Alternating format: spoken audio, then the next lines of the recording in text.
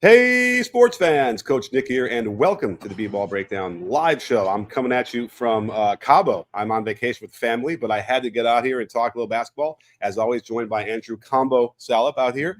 Combo, what's going on, my man? Love the background, my man. How are you?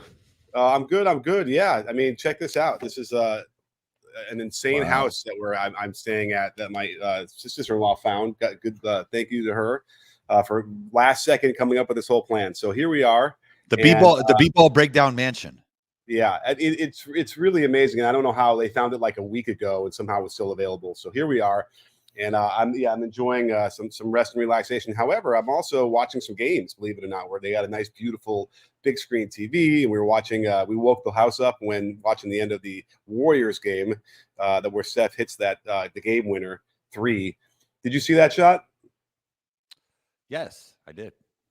Um, you know it's a high arc when it disappears off the top of the frame of the Right. camera. And by the way, I don't know if you guys do this or when you're training, when you're working on your jump shot, but I spend a lot of time varying the arc of the shot. I want the highest arc possible, the lowest arc possible, and then everything in between. Most great shooters could adjust their arc within a couple degrees on command. And that's what Steph is able to do, right? He could shoot with any arc he wants with the kind of control he needs to be able to make shots. So it's an impressive display of shooting without question. So what when you're working with a player, what you like signal them, shoot this a little bit lower, shoot this a little bit higher? Yeah, and I want to, and by the way, I don't want to give away all the secrets, but yeah, we'll do the variability, which would be we'll spend 5 minutes saying, okay, I want you to shoot the highest arc possible. Now, a lot of Okay. times, guys who don't shoot high enough arc, let's just say, which is kind of rare. Usually, people shoot too much arc. Or actually, I'll flip it the other way. I'll say, okay, I want you to shoot the lowest arc possible, and if you can picture that, it should be a laser at the rim, no chance of going in. It should just hit the front of the rim and bounce right back to you, right?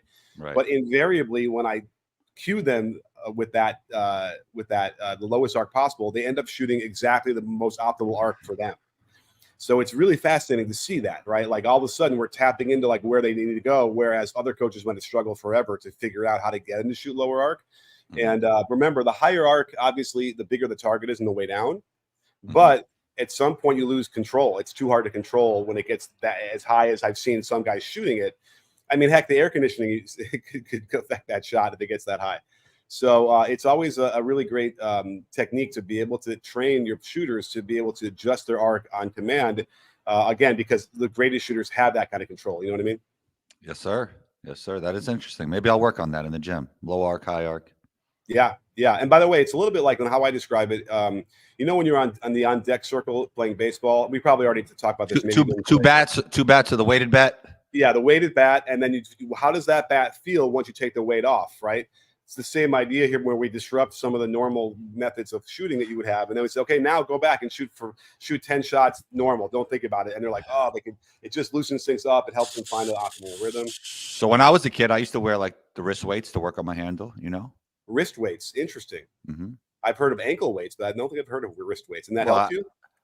I think so, yeah. Because when you take them off, like I would do like half the workout with the weights and then take it off for the second half first half with the weights, second half take it off, and you felt super Oh, fast. You know, like the weighted bat thing. right. I'm thinking about maybe you can get weights on your fingers Well, they individually. have I've used the gloves as well. They have I think power hands. I've used those as well. For sure. Whatever it takes. Like, I'm not a huge fan of like props per se, of using other things that you don't normally use in a game. But listen, if catching tennis balls or wearing the gloves, whatever, if you can show me a kid who can really handle the ball now because of it, then great. I'll go more power to you.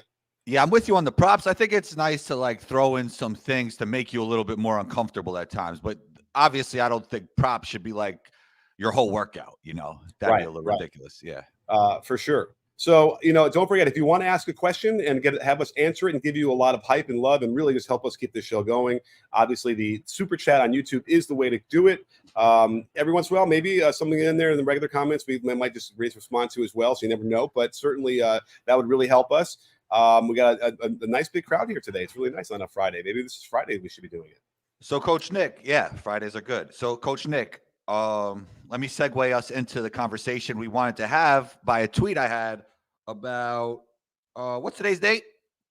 Today is 12/22. Okay, 2 days ago. So my tweet was Cade is a special player on a very bad team. Okay, that's not a hot take. And by the way, if you're listening to this on the podcast, and you can't see, I am on vacation, and I have this beautiful ocean behind me, so you might hear the rolling waves in the background. I thought that'd be a nice little ASMR for everybody. But let's talk about Cade for a minute. So I watched a chunk of the game last night, and I got to be honest with you, I haven't seen much Detroit this year. I haven't seen much of the Utah Jazz either. Honestly, it's tough when I have to do these deep dives into specific teams, and before you know it, a week has gone by and I haven't watched 5 teams. But I had my first impressions were that, the game starts out and Cade is trying to distribute and be like that point forward role, which I think you and I both really, really love to see guys who have some size like that and play in the moment. They're finding the best shot possible. And then at some point he's like, F this isn't working. And it wasn't working that great. They were down 6-8 points, whatever it was. And then he goes ISO a little bit. He gets really aggressive. And you know what? He was scoring that way. So he didn't shoot a lot, and all of a sudden he focuses on it, and he's got like 15 points in 16 minutes played, right? He's that good that he can do that even on this team. So I agree. I think that it's a real incompetence issue across the whole board. I mean, what are the biggest issues you think that the Detroit Pistons need to fix? Spacing around Cade. I mean, he had the same issue in Oklahoma State. He's one of those players like Luka, not saying he's as good as Luka, but he's that archetype of player that needs spacing and defense around him. He actually will probably be a better defender than Luka in the long run. Like, I think he could be a really good defender, a really smart defender. Luka's actually improving on that side as well, but that guy needs gravity, right? He needs spacing around him to operate. Also, another thing was like, this guy is a special player. If you look back at Team USA scrimmages, and he wasn't on the Team USA team, he was on the team scrimmaging against them. He looked like the best player on the court this summer at times. And that was a team with Anthony Edwards and Tyrese Halliburton and Jalen Brunson that he was playing against. So this guy's a special player in a very bad situation. Yeah. And you can just see it. It's really frustrating to watch just because, NBA players are awesome, right? They really are. Everyone is extremely skilled. But then there are teams that are bad that don't have a good winning records. And you realize after watching a few minutes of that they'll have guys that just don't finish that well, right? So he'll set the guy up and then they'll blow the shot that would be open. And again, with better players, they would make it, right? And then the scores are closer. And then they actually have better players on the other side too. So the whole thing is weird. I don't like how they're coached necessarily either. And I mentioned that on Twitter yesterday, and people were trying to light up Monty as well, a little bit. And it's a tough situation. I don't think he wanted the job. Right. I think they ended up having to just throw back up a couple of Brinks trucks to get him to do it, which isn't really the best motivation, right? As a coach, I don't know if okay, they paid me so much money, I'm just going to have to do it now, right? I don't know if that's the best mindset to have coming into the job. Yeah, I think coaching fit is important. He seems like one of those guys that would do better with a contending team than a rebuilding team. Just really quickly, with Bojan back, which is obviously a big deal because he's a really good shooter. Let's just throw out the last 5 games for Cade Cunningham, because someone was mentioning this on Twitter too. In 34 minutes, he's averaging 24 a game, shooting 48% from the field. Not well from 3, but 6.4 assists. So I think he's perked up a bit on that. And then Bojan's been lighting it up. He's over 44% from 3 and scoring 21 a game. So I was excited at some point when they traded for Bojan because it felt like they wanted to turn the corner, right, and start to win versus getting some high draft picks and doing all that whole thing. But I don't think anybody would have predicted that it would have fallen this flat. And there's rotational stuff as well. The Ivy thing is interesting, right? Because he was a starter alongside Cade. They brought in Thompson, and I guess that's where Ivy lost his starting position to when you're looking at the lineups. And it wasn't working. I guess, coach is free to do what he needs to do in the beginning to kind of tinker a little bit and put his own stamp on stuff. But I don't know. It's a little bit confusing here to figure this out. Now, meanwhile, let me look at the box. I think I think they could play him and take some of Killian Hayes minutes away. I don't think Asar could play more like a wing. Yeah, I hear you. You're right. There's no reason why they all can't play together at this point, especially because the season's over for them, right? It's been over probably after the 10th or 12th straight loss. You know what I mean? Like, there's just they're not making the playoffs. They're not going to, there's nothing. That's the really interesting thing to do. We were talking about this also with football. It's like, what happens if you're on a football team And, an injury happens here, a couple bad calls, you lose like early. And so now all of a sudden your record's like 3-8, right? And you have 9 more games to play, knowing you're not going to make the playoffs. You know what I mean? That's tough to do. And, multiply that by an order of magnitude here because they have so many more games left to play. I wonder how they're going to make this work. Well, I think they're at the point where they just have to figure out who they want to move forward with the players they have right now and try to develop systems around those guys, right? Like, who do we think we're going to move forward with? I mean, maybe Ivy's a guy they don't feel they're going to move forward with, but you got to at least give him a chance, right? Yeah. He had a solid year last year. He was highly touted coming out of college. I think he needs more opportunity. I don't know if Monty wanted to lead into defense with Killian Hayes, but Ivy has some tools where he could be just as good of a defender as Killian, and he's definitely a better offensive player than Killian. So yeah, that's go ahead. That's a mystery. I mean, everybody thinks that's a mystery. Nobody really knows why that's happening. Yeah, and it's weird because there's been some weird interpersonal stuff, I feel like, with Monty and some other players. We saw this with DeAndre Ayton, who if I'm not mistaken, they had issues at the end of the year before. And then when they came in, like, I think Ayton, correct me if I'm wrong, Ayton was quoted as saying, like, I haven't talked to him directly one-on-one, all off season, all into the training camp. And it's just weird. I don't know why that would happen. It seems like Monty, I would think, would be the guy who would sit down and try and iron some things out. And I feel like it's another player I'm forgetting. Maybe somebody in the comments will tell me that it happened to as well. Aiden feels like, and I always have to preface this by saying that I don't know personally, he seems like such a nice guy that's kind of aloof, that's not like super hungry, because I think he was getting into it with like Booker and KD as well, right? Like, and on the court, he doesn't seem to be aggressive at times when it comes to rebounding the basketball, hustling. But we've seen Ayton in playoff situations play really well, but part of him doesn't seem to have that grit. I don't know if it's going that well in Portland for him either. So yeah. I don't know. But Monty has had issues with players in the past, but everybody always speaks to him being a high character guy wherever he goes. Yeah. And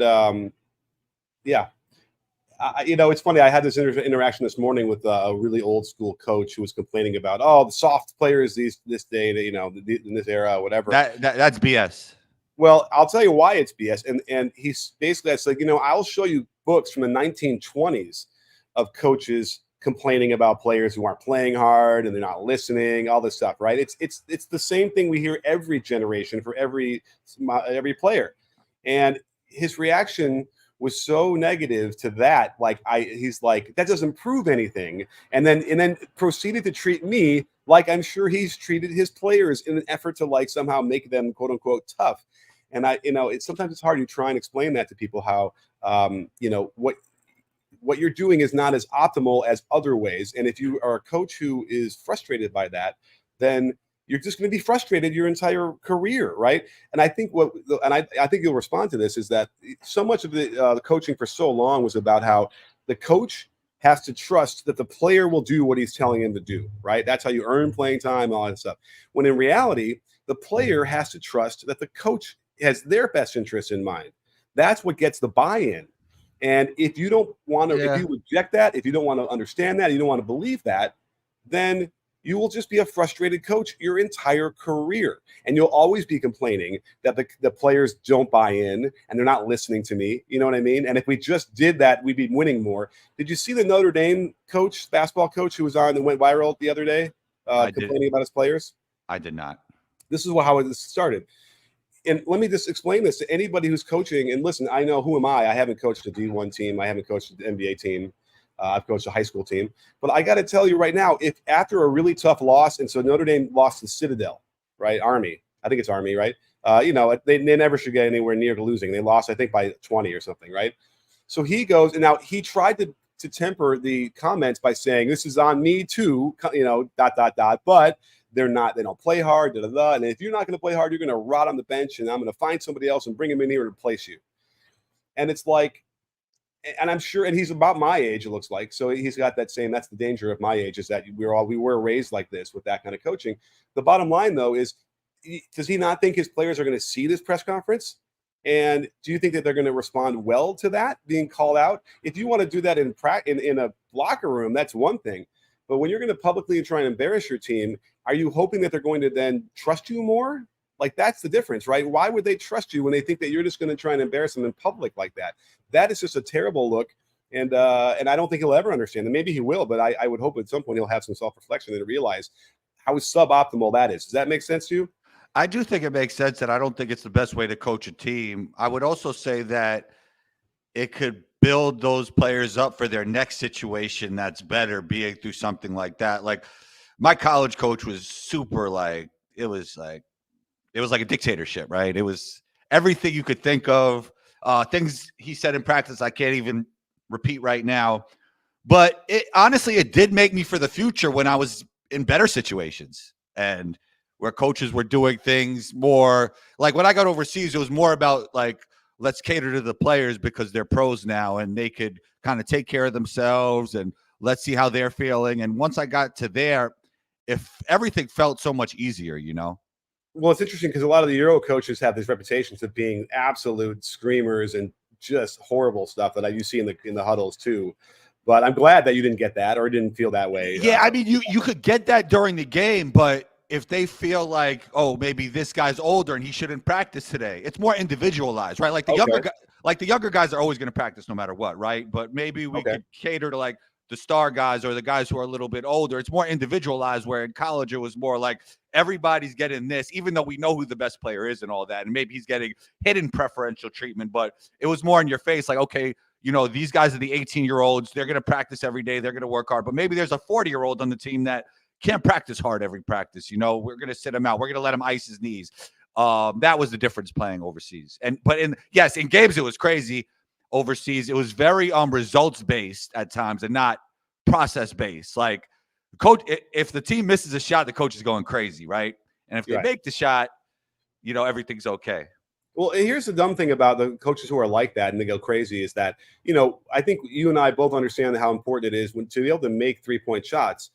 You have to have a flow. You have to have a rhythm. You have to be relaxed. And if you're going to be detonating and putting, in the headspace, putting players in like a tense, overly tense and unnecessarily tense headspace, you could conceivably affect the shooting. And if you're going to intentionally affect the shooting of your own team, you're going to lose games and then you get fired. So, if you understood properly what the goal of a coach was, and I think I've talked about this a lot, and I always ask this to coaches when I meet with them and discuss games, whatever, I always say, like, what is the goal of a coach in the game when they're coaching the game? It's a little bit open-ended. It's not the best question, but the answer should be something along the lines of the coach's goal is to get their players to play as well as they possibly can. And if you understood what happens chemically in the brain in the face of anger and disgust, then you would never use those methods in a game because you would not get them to play their absolute best. And I think more and more coaches are realizing this. And again, passion is a lot different than anger and disgust. And so that's what I think is missing in a lot of so there's no coaching training, right? You get coached and then you jump into the coaching ranks and then you watch other people and you somehow figure some things out. Overseas, they have coaching schools for certain countries that you have to go to before you coach. I would love to see these.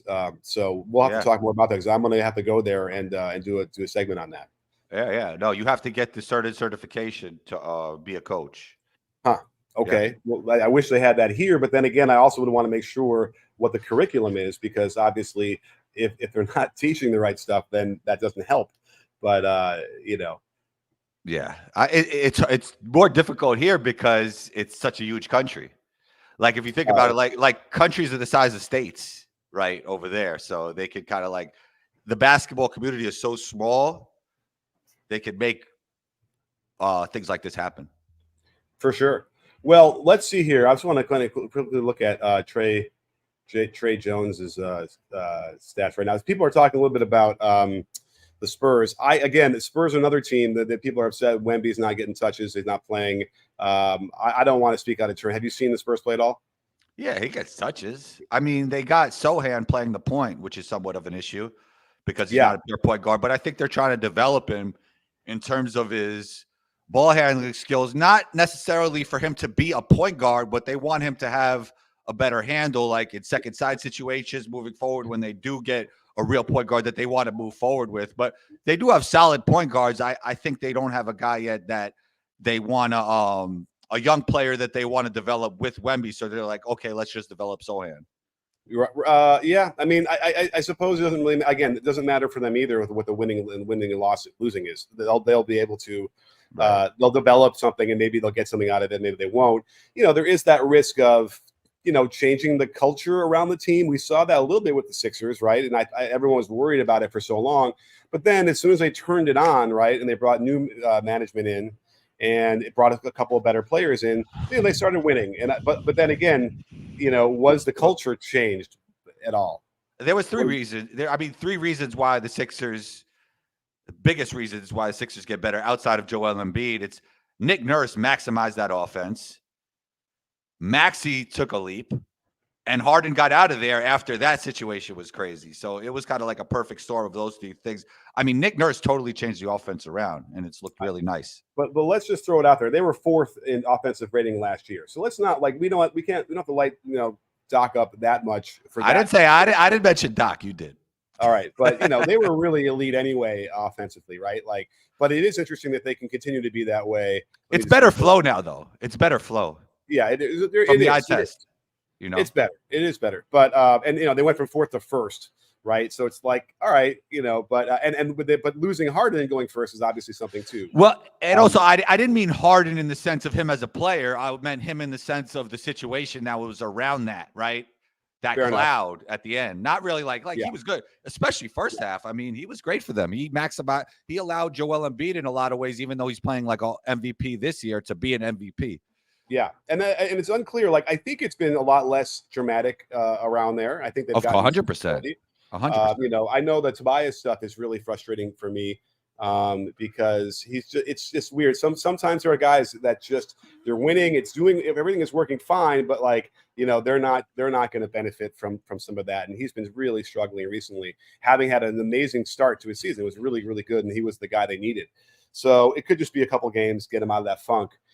Or they're going to trade him, and we'll see what that happens because that might be something. And by the way, Tobias is the guy who could really help a good team without question and be a piece they're looking for. I don't think they want to trade him though.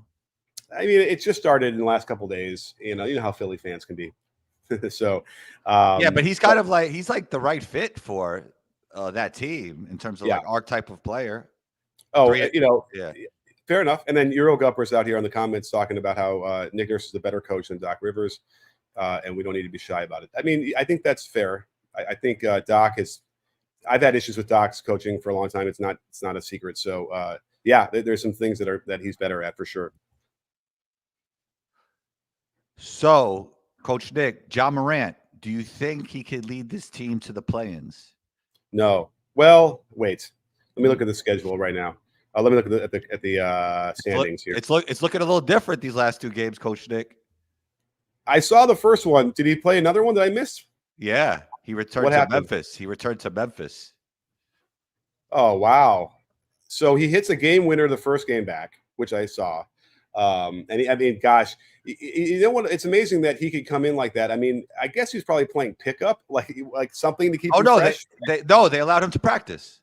Oh, he was practicing. Okay. Yeah. So, and even then, they're not practicing full 5-on-5, probably, right? maybe a little bit, but well, he could. I mean, the younger guys usually get some rec in, so maybe he was. But it wouldn't have been like a good 5-on-5. So he's, somehow he's getting up and down.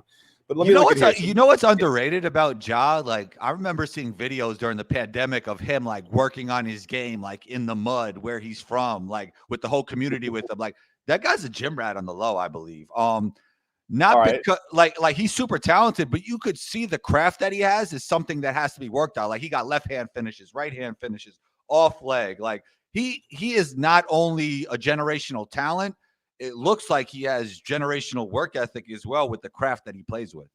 Oh, absolutely. I mean, I've responded to his games from day one. The only thing I'm worried about is how he's so reckless getting up in the air that he's going to land on some people and get hurt. But there's very few guys. It's not Michael Jordan similarities in terms of movement pattern, the way he moves, but it's as explosive.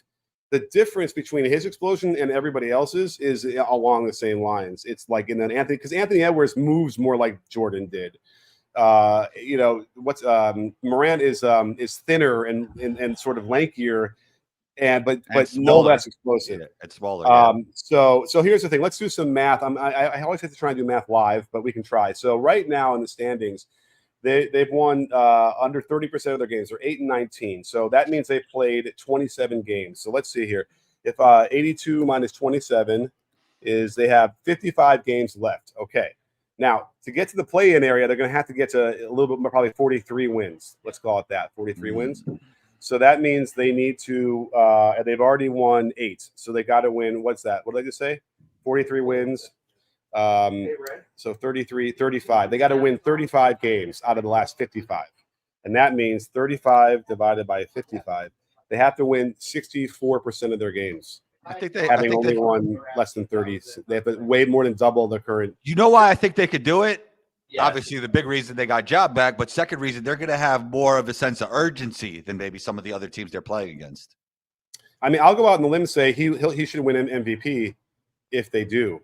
If they do what? Make the play-ins? If they make the playoffs, if they actually get to the playoffs, I would say can you win MVP? Can you win MVP after missing 25 games? Right, they put that in, right? So I think he already lost that, which is too bad. I would rally to change the rule for one season. That'd be that'd be a fun story. I'll tell you that. Yeah, and then by the way, it's reminiscent of Michael Jordan when he was injured for 64 games and then came back after in his second year. I think it's the second year. I was alive then, and then led them to the playoffs so that they could lose in 5 against the Bucks. But it was pretty amazing. And they had a minute restriction on him, and he was still scoring like – I just did a video on Embiid scoring a point a minute or a little bit more. He was scoring – I got to look it up if I can, if I have time. It was the same, if not more. It was insane. But, yeah. MJ was doing it on a lot of tough twos, too. Like hanging in the air, mid-range. Yeah, it was crazy. For sure. I don't even know if we want to bring it. I know you got to go in about 6 minutes, but I don't even know if we want to bring it up. I've been having a 24-hour battle on Twitter about the Embiid fouling stuff. Did a video on it a few weeks ago, then did a video on him scoring overall. People are having a hard time understanding this. It's really kind of frustrating. You know, they don't think that, listen, the Harden stuff, when he'd gather without both hands on the ball and hook and all that stuff, I get it. And they changed the rules to eliminate the shooting foul part of that. But this is not what Embiid is doing, right? And it's frustrating that people are going to rail against this because if you want to try and outlaw what he's doing rule-wise, then you're not going to have any fouls. There won't be any shooting fouls. He's just pulling up for 14-footers, and the damn defenders have their hands in his space. So what are you supposed to do? And people want to say he's not really shooting it. I'm like, what are you talking about? He is. It's a 14-foot pull-up. You know, whether he does it a little quicker than others, why we can't legislate against quick pull-ups? That's ridiculous. So what's your biggest beef about it? That's the problem. So the beef I have is that people don't understand this. And then it gets worse because I try and explain it very patiently. And then I have people who are, disrespectful on Twitter. And so I'll just kind of respond mirroring that a little bit. And then all of a sudden it's like, oh, I'm the one disrespectful. I'm the one know-it-all, whatever. I'm like, listen, if you want to come and have a discussion with this and have a reason, whatever, debate, great. But if you're going to come in there all hot and like that, then what do you expect? And then try and gaslight me into saying that I'm the one being disrespectful. It's kind of weird, but hey, that's what Twitter is these days. What's the definition of gaslight? So basically, I will tell you that you are not. Let's say you just the worst version of it be you're driving a car, and I'll be trying to convince you that you're not driving the car right now. I'm driving the car. What? I'm behind the wheel. No, I'm driving the car. You don't know what you're talking about. You're crazy. I have the wheel. I'm driving. Meanwhile, you're in the fucking car. Sorry, I didn't see that. You're in the driver's seat and you're driving. That's the worst version of gaslighting, but it's basically like trying to convince you of something that's completely false that you're doing, that you're not doing. It's based on a movie from way back in the day. Yeah, that might be great micro content right there. Yeah, right. Can we beep out the F word? Can your AI beep out the F words? I think Instagram does it for you. Wow, that's nice. At times, not all the time. They don't catch it. Okay. So Eurocuppers in here talking about it's foul baiting. You can argue that like playing offense is foul baiting, right? Like getting a foul is part of the deal when you're going to the basket or when you're pulling up or any of those things. It's not. This is definitely distinctly different from the rip through fouls that we were seeing. Kevin Durant was doing rip throughs off of the triple threat. This is like mostly It's off the not dribble bad. stuff that he's doing. Floaters, pull-ups. Stop reaching in. And by the way, they're like, it's marginal. And then the goalposts continually move during this conversation as we're trying to help people understand. And then it's like marginal contact. I'm like, it's not marginal contact when he's whacked on the shooting arm, on the way up into the shot. It's insane. It's really weird. I don't understand. But here's what I understand. Nobody likes to have the game slow down for free throws, right? And Giannis does this, but the Giannis is probably the worst example is because he's the one who takes so long on the free throws. At least like Embiid, he gets up there, do dribbles, shoots the free throw, right? And then we can move on. Giannis is taking 12 seconds on each free throw. He's getting 2 of those, and then in between. By the way, it's not 12 seconds. It's probably closer to 18 to 20 because before they give him the ball, he's standing there. So that is really, by the way, this is how it's funny. I watch games and on the DVR and I jump 30 seconds ahead, for the free throws. It's a superstar when you got to press that jump ahead 30 seconds twice on free throws. The other regular guys in the league, you just got to press it once and the 2 free throws are done. But whenever it's a big star, they take at least twice as long on their free throws. It's interesting. So they're all doing it to some degree, but Giannis has pushed it to ridiculous levels. So I understand the frustration of it, but I also have no answer for you if you're going to try and say that has to be legislated out of the game because it's the game. The game is the game. I guess stars feel like it's their world and everybody else is just living in it while they're at the free throw line. All right. So I guess it's nobody. I don't know if we're going to get a super chat here before we go, which is interesting. But I'll throw out here's an interesting question about that reminds me that we see in the comments about players that play multiple years in college versus one and dones and how well they can help a team. And, we've seen, one and dones do well right away. But I'll look at it like Trace Jackson, on the Warriors. So, that game at the end, oh my God, we have 1 more minute. I guess I can keep going when you go, but if you have to jump off, just let me know. Trace Jackson, this young guy who comes in, fresh from college and is suddenly helping them, and looking really polished. He played 4 years in Indiana. There's a big difference, especially if it's a big guy like that. So there's no question that, look at Klay Thompson played 3 years. Steph Curry played 4. Like those guys come in and they're awesome right away or really much more polished. So there is a definite correlation between multiple years in college and being able to come in. And then, by the way, you come into a bad situation as a one and done and you don't get the kind of development you need after a year or two, and then you might be out of the league. It might be done. And then that wouldn't have happened that way had you stayed and developed in college. But that's said, the worst part about the college game is their development. They don't develop well, most of these programs. The few exceptions. And so that's the other argument is should they even, is staying in college the solution? I don't know. It's an interesting question. If you're an NBA guy, it often hurts your chances if you stay too long. So, that too, and it shouldn't, but it does. That's the other sad thing. It should not hurt your chances because some of those guys, for a lot of reasons, stay. And if a guy can help, then you should draft him. And you shouldn't think to yourself, "Oh, he's too old. He played 3 years. There's not something wrong with him," But here's the thing: Rich X Wolf just gave us a super chat. Thank you, Rich. Can the Dubs turn it around like the 22 Celtics? That's an interesting correlation and parallel. But the interesting thing about the Celtics in that year was their offense completely changed overnight. Somehow Ime got them skipping the ball and passing more and stopping the That's not the issue with the Warriors offense, certainly. Without Draymond, maybe they've unlocked some things that are better. I don't know. That's interesting. What do you think? Do you think that the Warriors can turn it around and get into the playoffs? Yeah, I mean, you know how sports media is. They thought the Clippers were a disaster about 3 weeks ago, and now they won 9 in a row. Like things could change. Things could change in a New York minute. And by the way, that whole thing about that was Russ going to the bench, and kudos to him for at least coming out publicly and saying it was his idea. I don't know if it was, but I'm assuming it was. But it wasn't just the fact that he's coming off the bench; he's playing 20 minutes a game, and that's really the key. Is when you cut his minutes from like the 28 to 20. You get the best version of Russ, and then they completely unlocked it. Yeah, I mean, and Harden was just a better fit as like a point guard, and then Russ could be energy. Like James is not as much energy as Russ, and Russ is not as much of a point guard as James is. So, yeah. Right, exactly. And so we hijacked the question, but there's worse positions to be in than one game below 500 at this early stage in the season, and then being able to figure it out. So. absolutely, they can go on a run. There's always stretches. We have to look at their schedule a little bit to see. They might have 6 games in a row against really, the bad teams, right? And they go on a 6 or they win 8 of 10. You know what I mean? And all of a sudden, everyone's bunched up in that area anyway. So yeah, they're there. Steph is Steph. If they have to rely on him to make a shot like he did that last game, I don't know how well he's going to hold up. But man, it's exciting to see him do it. All right, we got one more. Thank you, Rich. And we have Alan, friend of the breakdown. Alan, thank you so much. Should Golden State Warriors consider trading Draymond?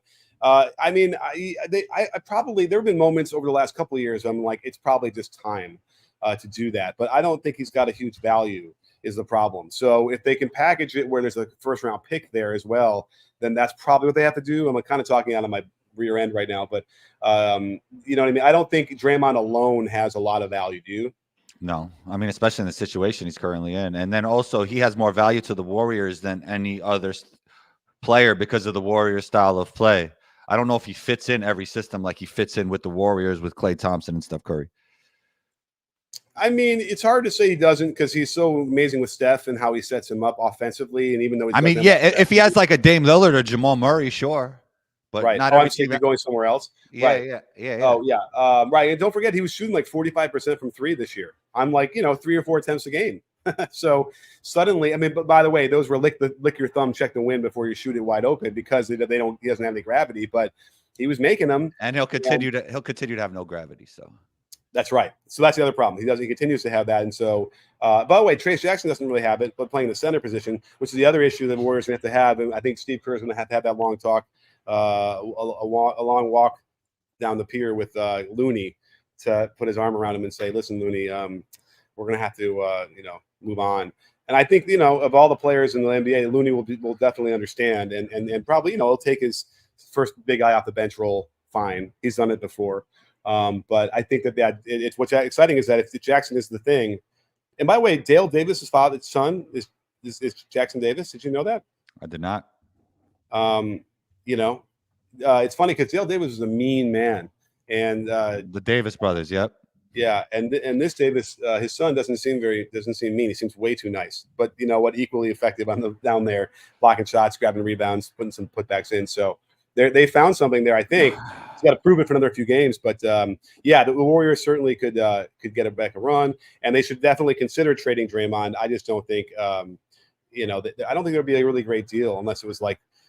It would be, I don't know. I don't know who to want him back. That's the problem. All right. Well, you have to go? Yeah. So let's, All right. Well, I think I'm going to probably get out of here too. There's a beach to go to and relax, and everybody should be having some good times around the holidays. I hope you have some pleasant holidays. I know I got to hop on a plane and go to Buenos Aires in a few days, which will be interesting. But stay tuned for that kind of content. We'll be getting as much as I can down there to figure out how Argentinians train basketball. But Combo, is this our last one of the year, or are we going to sneak one in? Oh, yeah, man. Well, I mean, we'll try and sneak one in, but if not, Happy New Year to you and the fam. Happy New Year to the B-Ball Breakdown community, and we're going to have a big 2024. Yes, please have a safe holiday. Enjoy your families. Enjoy your friends. And don't forget, at B-Ball Breakdown, we're not a channel. We're a conversation. You in? Are you in, Combo?